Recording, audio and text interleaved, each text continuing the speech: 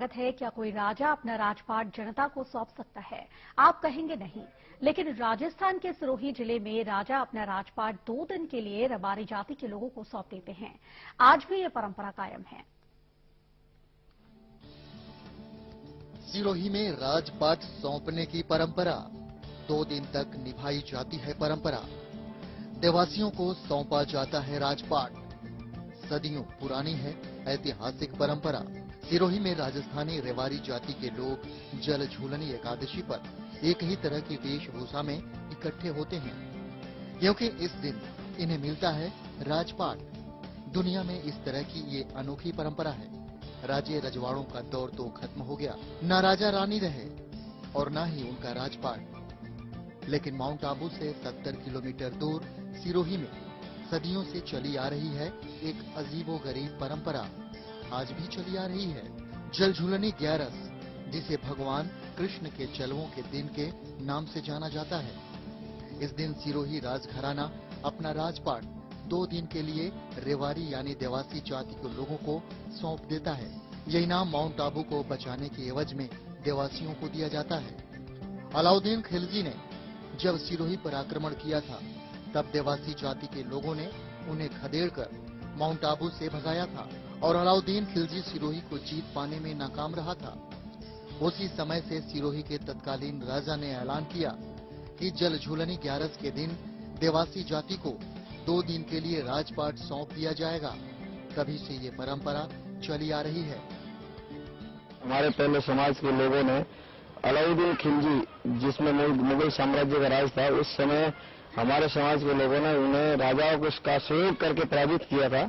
उस समय सिरोही के राजघराने जो महाराजा थे, उन्होंने हमें किसी एक गांव की राज यानी पूरी जागीर देने का हमारे को ऐलान किया था। उस समय हमारे समाज के लोगों ने ये बोला कि भाई हमें जागीर नहीं चाहिए और हमें तो सिर्फ हमारे इस मेले में 1 दिन की जो है पूरी व्यवस्था का पूरा जिम्मा हमारे को सौंपा गया, जिसमें कर्म करावन हम खुद होंगे। इस मेले के अंदर हमारे समाज के अलावा कोई भी दूसरे समाज का कोई भी व्यक्ति अंदर प्रवेश न कर पाए। तो कोई ऐसी परिस्थिति में हमारी समाज ने उनको साथ लिया है, पूरा सहयोग किया। हमारी समाज में पूरा सहयोग करने के आधार पर जो है जो पूर्व जो राजा महाराजा थे उस समय स्थापित थे, उन्होंने जो है रेवारियों को ये परंपरा सामने से भाद्रवा की उजाला पक्ष की जो है पृथ्वी ग्यारस को मेला बनता है। धूमधाम से मनाई जाती है परंपरा। रेवारियों को सौंपी जाती है राजशाही पगड़ी। तिलक लगाकर सौंपते हैं राजपाट। ये है माउंट आबू के करीब सिरोही राजघराने का राजमहल। यहाँ अब शासन तो रहा नहीं, लेकिन सदियों से चली आ रही परंपरा को आज भी निभा रहे हैं। इस दिन सिरोही राजघराने के लोग महल छोड़कर दूसरी जगह चले जाते हैं। 2 दिन बाद वापस लौटते हैं। इस दौरान पूरा महल देवासी जाति के कब्जे में रहता है।